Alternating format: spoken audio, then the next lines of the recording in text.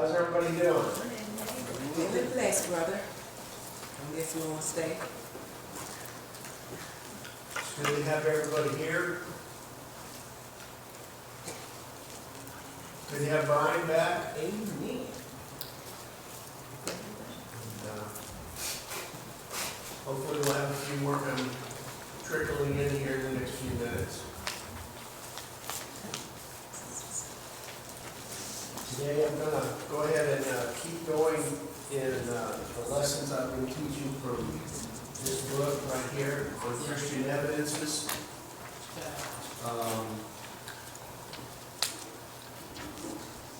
It's, in my opinion, one of the best books about that subject. Number one, because it gets right to the point.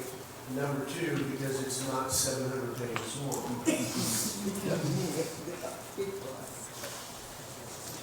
But anyway, we're going to start out the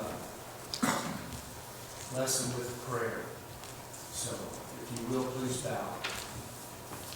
Our beloved Father in heaven, we thank you so much for this time that we have to come together to worship you, to worship your Son.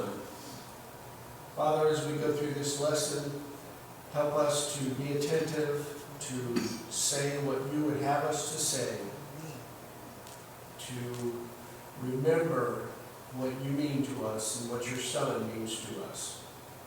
Be with us as we go through the remainder of this class. Help us always. Please forgive us of our sins. We ask in Christ's name. Amen. Okay. We're going to continue in this study. I've been bouncing around just a little bit, but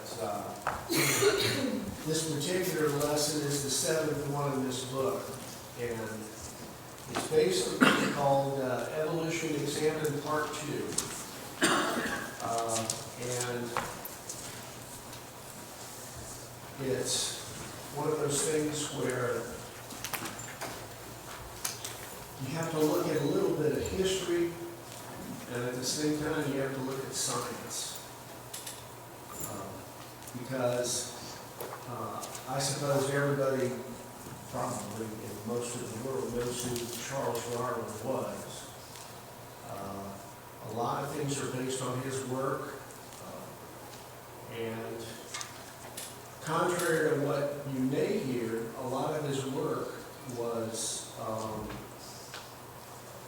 very accurate in how he looked at things.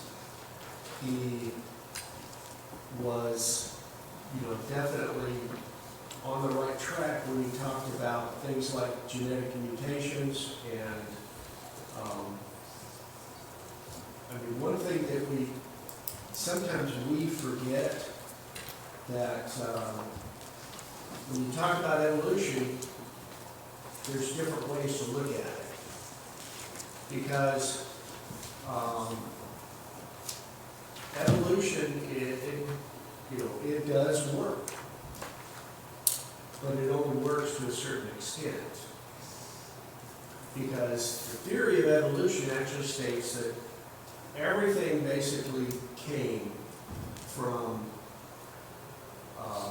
creatures a long, long, long time ago that basically mutated in one way or another to produce the diversity of species and animals and fish and birds and everything that we have today.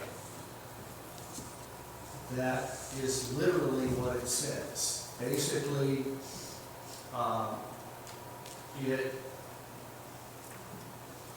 the bottom line of evolution, and it's always been the point of the problem with it. What's the biggest problem with evolution? At the bottom line, it says something came from nothing. And I don't know about you, but I have a tendency to believe that that's just not true. But what we're going to talk about today is genetics as evolution's mechanism. Everybody knows what, when you talk about something about genetic mutations, people know what that is. That concept is based on, let's face it, Charles Darwin's work. And he basically put it out in the simplest form is survival of the fittest. Now, is survival of the fittest true? To a certain extent, yes, it is true. Because there are certain species of animals throughout history that have come and gone, and contrary to popular belief, not all of them disappeared because of us. People like to think nowadays that we screw up everything. And to a certain extent, that is true. But we do not control the earth, contrary to what you might hear scientists say. But everybody knows what Charles Darwin's origin of species is. You know, if you're like me, when I came up, you know, through school, especially in high school and in college, when I started going to college, I went to a small school down in Jacksonville called Florida Junior College. And then I had a total turnaround in my senior year, because then I went to Freed-Hardeman University. Now, one thing we do need to remember that, you know, evolution does happen. It's not completely false, but it's not true in the way people like to think it's true today.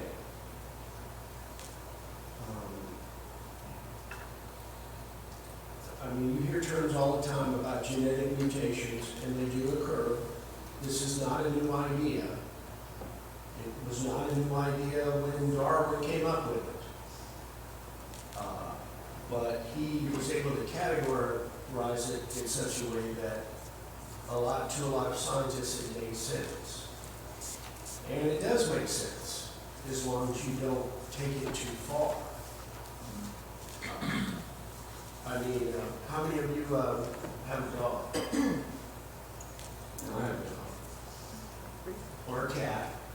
Or how many different kinds of dogs are there?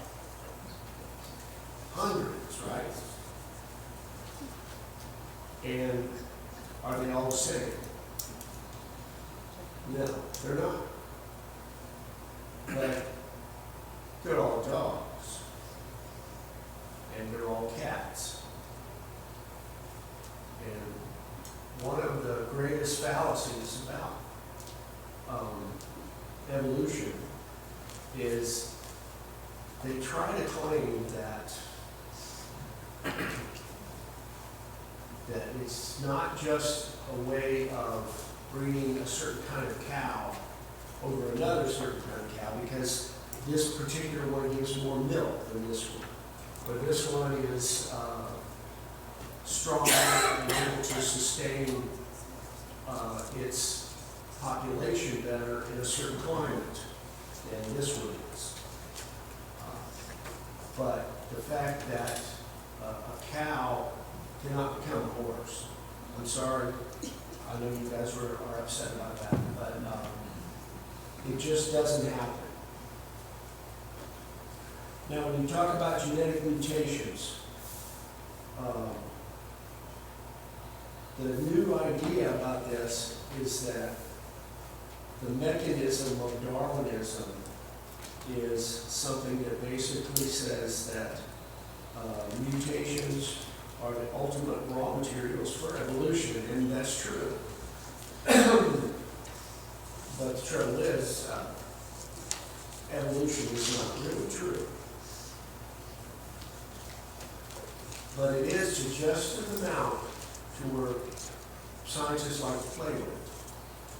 Because, you know, let's face it, it is true to a certain extent. because we all have seen where, there's all sorts of different kinds of horses all over the world, different types of dogs, different kinds of cats, and other animals, and not just animals on land, but birds and everything, that you see the differences in the species, in how they act, in how they go about their daily lives. And scientists study this all the time. And they do come up with some absolutely fascinating discoveries about how all of this works. But the point is that, and remember that a cat can't turn into a dog, and a dog can't turn into a cat, and neither one of them can turn into a horse, because it just doesn't happen that way. But if you look at Darwinian evolution, at its point, that isn't what they say, because what they look at is the scientific definition of how old the Earth is changes all the time. But what it keeps going is, it says the Earth is older than it used to be 100 years ago. Now, how they figure that out, I don't know. But the point is that if you can say that the Earth is 12 billion years old, which is one of the current numbers I've heard, then using that time, which is something that I can't even conceive of, how long 12 billion years is, they use that to prove that to theorize that if we wait long enough, and this particular creature or animal or plant or whatever, they say that eventually it can become something else. And they point, and to a certain extent, like I said, remember, to a certain extent it's true. Because if it wasn't true, then there'd only be one breed of dog in the whole world, or one breed of cat, or one type of lion, or there would, but the point is that what they try to prove, yes, Doug. But it doesn't change what it is. It just changes something about its nature as a dog, right? It stays a dog. Yeah. It stays a cat. That's the point. It's a It's cat. just something about I it. mean, whether it's a Bengal tiger or whether it's a cat you have home that you feed every morning, it's still a cat. And whether it's a German Shepherd or a Pekingese or a Timberwolf, it's still a dog. And that's the point. Well, when scientists look at things, they make assumptions. If you allow them the assumptions, then their theory becomes more relevant. But if you check their assumptions, if their assumptions are wrong, then their conclusions cannot be right. I did a study back in '78 on bobcats. I measured 26 different measurements of the skull. And when I went to examine them, because what I was looking for is speciation. And what I found is, if you take, the scientists said, well, these are the 8 measurements that are pertinent. And you get 3 or 4 different subspecies of bobcats. But if you take all 26, you don't get any distinction between them. True, some are smaller, some are bigger, but the facts are, they're all bobcats, and left to themselves, they will always go back to being what they were beginning with. Man can manipulate them, but you can't maintain that unless you actively work toward keeping. Same with dogs. You don't keep a Chihuahua. Chihuahua if you just left him to do it by himself, over time, he would come back to being more like the dogs he came from. Man has made him that way, but by their selective breeding, you can select for certain traits. That's not natural. That's man-made. That's true. And that's another thing that sometimes we can go too far with what Jody is talking about. And we have to be careful about that. Because, I mean, you know, how many different breeds of dog there are, I don't really know. I know it's over 100, but when it comes to looking at evolution from a 100% scientific point of view, you have to be really careful. Because what Jody's talking about doesn't just happen with animals. And contrary to popular belief, there are places in the world today where they are trying to make a better human. And, I mean, we all know about World War II and how the Nazis did it and things like that. But it's not something that really goes away. I mean, even to a certain extent, it's done in modern medicine. You have to be careful about that because, I mean, doctors are absolutely fabulous, but they're not God. And sometimes, particularly if you read some of the things they write, you almost think that they're trying to say that they are, but they're not. Okay, let's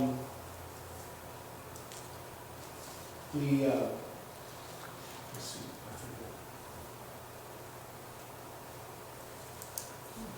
forget. The main thing is that, don't forget, it can't be overemphasized that today, the only known mechanism of evolution is natural selection plus genetic mutations. We know that genetic mutations do happen, but as I said, they are not, you can't turn a cat into a dog. Mutations normally are random. They are not something that we can make until the last few years because it's been proven that you can do that to a certain extent. But even before science was able to do mutations, they were still occurring, but it was something that was done naturally in the animal kingdom. But once again, what you need to remember is the first thing about mutations is that they're random. Contrary to what you see, just because I put A and B together doesn't mean I'm going to make C. You can't tell. You don't know that's going to happen. And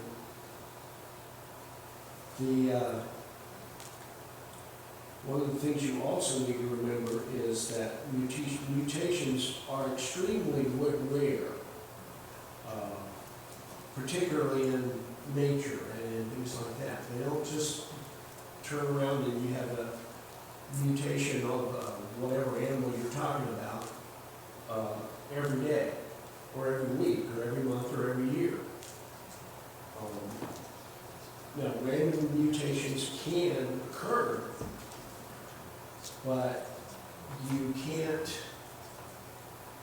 like I said, they are always, let me see if I get this right, intra-species, not inter-species.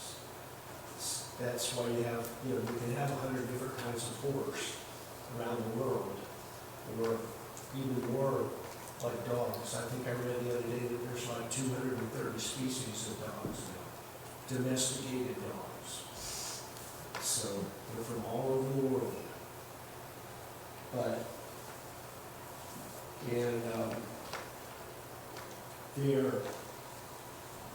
their mutations, particularly when it comes to higher animals or obviously humans, they're not only very rare, but they are almost always harmful. They are not good. The great majority of geneticists and scientists now basically claim that well over 99% of mutations are harmful. They're not good for you. Now, they try to act like that's not true, but it is.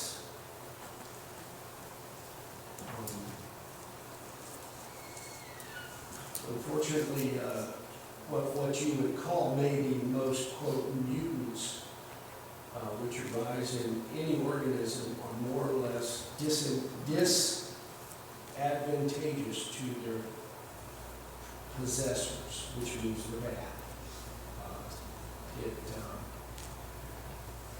You do have mutations that can be good, but they're not very common, especially in nature. Now, if we play with things, sometimes we can get mutations that, at least at first glance, seem to be good. And I'm not saying that we can't do that, because we can. But number one, never forget that you can't turn a cat into a dog. And yes, Brian.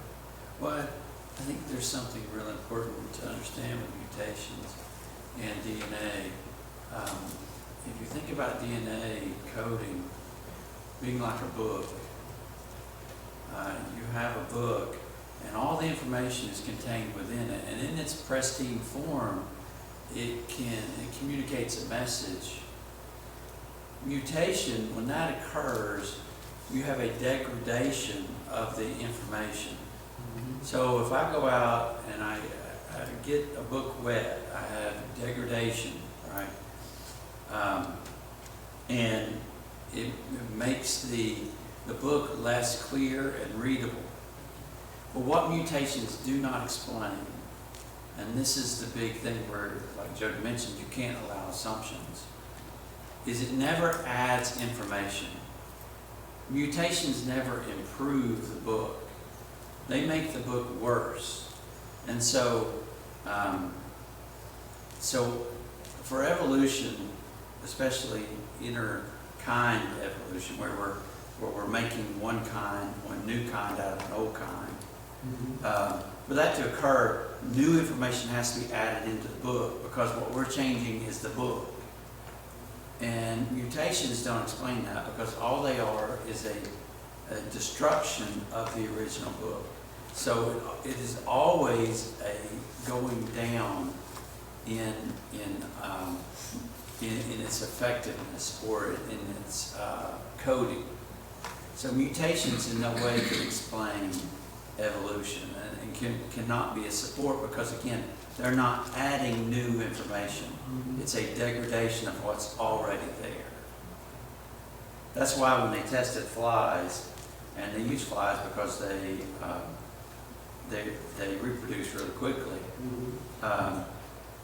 They've done thousands and thousands of tests on them. And yes, they get the flies to change sometimes, but it's always within the coding that originally existed. So they might end up with another leg that was already in the coding, but it's a leg they don't need. Or they add an extra wing, or they take a wing away. But if you go back and you look at the actual material, that fly never got better. That fly was never becoming a beetle. And so I think that's just real important to understand with mutations and why they cannot explain or support interspecies evolution. Yeah, that's, particularly in the wild, when, for whatever reason, a quote mutation happens, 99.99999% of the time, they're bad. They're not good. And they can be In most cases, good. in most cases, they don't pass that mutation to the next to the next generation. It's one, an individual may be mutated, but when he's reproducing, he reproduces after his kind. He knows to reproduce the mutation. Mhm.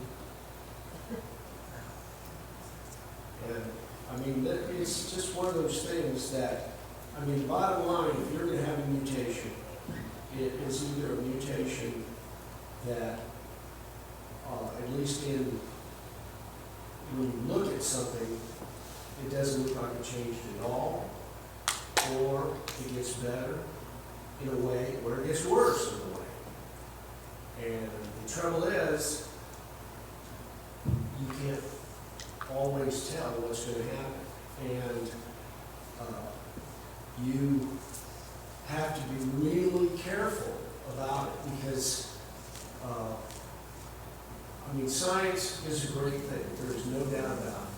But science sometimes thinks a little bit more of itself than it should. And it has to be sort of reinvented every now and then because, you know, it messes up. I mean, people don't know about it, but it was not usually in many ways. But there have also been mutations that have been absolutely deadly. And fortunately, in the vast majority of cases, that has been something that has been in a lab, in a building somewhere, and they were able to keep it from getting somewhere where it would be deadly. But all it takes is one. Paul told Timothy that we should avoid foolish and hurtful questions about science, falsely so-called. People have been talking about science a long time that really isn't science at all. And then that's the evolution. Evolution is not really a science at all. It's a theory. Mm-hmm. And if you let them take the concept of being a theory away, then you get, well, it's science. No, it's not. It's still just a man's theory. And it's not been ever proven or shown to be true. That's true. I mean, and if you, I don't know how many people you have kids that are in high school or stuff like that, but if you ever go and sit down in their classroom when they're talking about this, they present evolution as a fact, not as a theory. They did it in my time, they're doing it now. You have to pin them down to admit that it's just a theory because they like it. And, you know, science is just like every other type of endeavor. It's, unfortunately, humans are involved. And if humans are involved, at least partially, it's going to be screwed up. So, you have to remember that, and I know this particular little book talks about 99.999 something 3% of mutations are bad. And so that's the first thing you need to remember. Brother, may I say something? Yes. Of course it's bad. How can you improve on what God has made? That's And an of excellent course, it's going to be harmful for us. That's without even saying. You know, God created the heaven and the earth. He created the animals. He created us. How can you improve on what God created? Well, what Regina says is absolutely true. Trouble is, a lot of people don't believe that. And there was something I wanted to read here that, okay, here it is. If there was an effective breeding population, and this is just numbers, 100 million individuals and they produced a new generation daily, the likelihood of obtaining good evolutionary results from mutations could be expected only about once every 274 billion years. And I don't know about you, but I'm not willing to bet on that chance.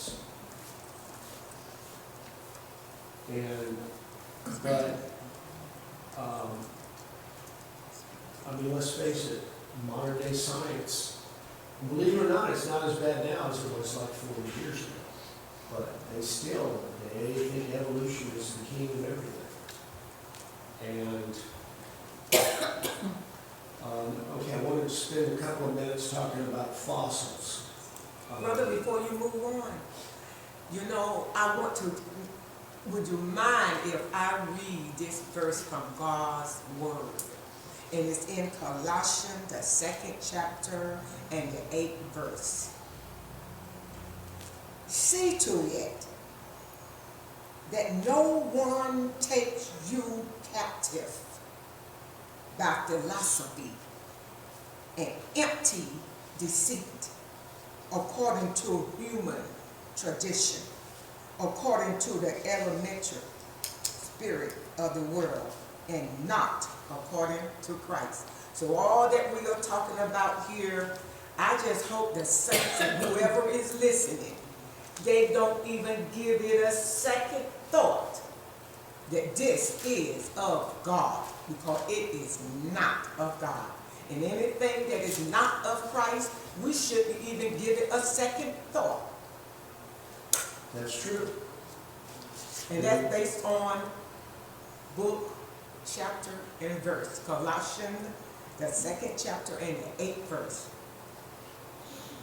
That's absolutely true, and sometimes I think we forget that. I mean, let's face it, we're not perfect. And sometimes we get a little too confident in ourselves. Sometimes a lot too confident in ourselves. Okay, wanted to go ahead and read this. If you look at evolution, the evolution model predicts, number one, the oldest rocks that bear evidence of life would contain the most primitive forms of life capable of fossilization. Number two, younger rocks would contain evidence of more complex forms of life. Three, there would be a gradual change in life forms from simple to complex. And four, there would be huge numbers of transitional forms. Darwin himself said the number of intermediate and transitional links between all living and extinct species must have been inconceivably great. Now, the point is that none of that is true. There are theories that have come about in science, and they claim that they're true. I mean, evolution is supposed to be absolutely true, but it's not. Now, if you look at the creation model, predicts that fossil records would show a sudden and explosive appearance of very diverse and highly complex forms of life. Two, there would not be a gradual change in the life forms from simple to complex. And three, there would be a regular and systematic absence of transitional forms, since there are no transitional forms. Basically, what that really says is that no matter what you do, a dog is still a dog. You can't turn a dog into a cat. You can't turn a cat into a mouse. And that's true.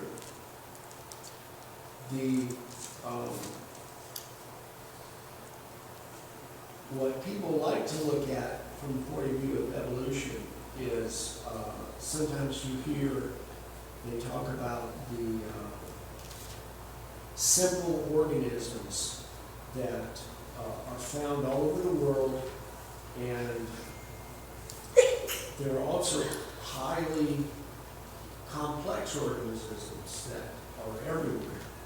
And sometimes scientists don't even know where they came from, how long they've been here, and what they mean.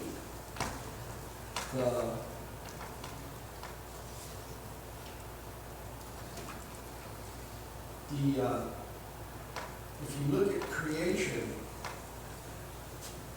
the creation model predicts such an explosive appearance of highly diverse forms. The fossil record actually yields facts in strong disagreement with the evolutionary model. If you look at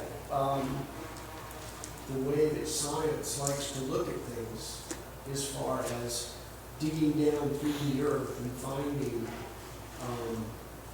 animals and creatures and things like that, what they see is there are big gaps in what evolution says there should be between different species, things that are supposed to be old compared to things that are supposed to be relatively new to evolution. And there's no explanation for that, as far as science can tell. There's much evidence can be, this is an interesting word, adduced in favor of the theory of evolution, and that's true. But the point is, the fossil record, particularly in plants, in ancient plants, they are overwhelmingly, in what you see, in favor of actual special creation. And that's another one of those words that scientists say that, special creation, but whenever they do, their throat gets cut because they hate it. But they have to admit it because they don't have any other way to explain it. And another thing is the regular absence of what evolution tries to call transitional forms. And it's not just confined to things like mammals. It's a universal phenomenon that they love to try to dig in the ground and go back through history and tell you when this happened, when this happened, when this happened. This is when this particular species came into view, and this is when this came into view, and this is when this came into view. And the trouble is the evidence of that is almost non-existent. You just don't see what they think they should see, because there are huge gaps in things like that. Now, can a huge gap be explained maybe by some, type of occurrence that, an earthquake or a tidal wave or a combination of the two, or some other type of phenomena that could have erased something? That it could, yes. And evolutionists, even if you really pin them down, are willing to admit that. But the point is that they are absolutely sure that their method is supposed to be true because they want it to be true. And at least when I was brought up in school, just because you want something to be true doesn't mean it is. But they just love that. But actually, we've only got 5 minutes, so I wanted to go through this. If you consider that about things that are said about evolution and evidence, much evidence can be adduced in favor of theory of evolution from biology, biogeography, and paleontology. But the thing is that to the unproduced and fossil record of plants, wait, let me read this again. I hate big words. Much evidence can be adduced in favor of the theory of evolution from biology, biogeography, and paleontology. But I still think that to the unprejudiced, the fossil record of plants is more in favor of creation. The regular absence of transitional forms is not confined to mammals, but is almost universal. Now, what do I mean by that? According to evolution, creatures evolved into transitional forms as time went along. But the fossil record does not support that. Either something is there or it's not. And there's no evidence of the evolutionary record of animals.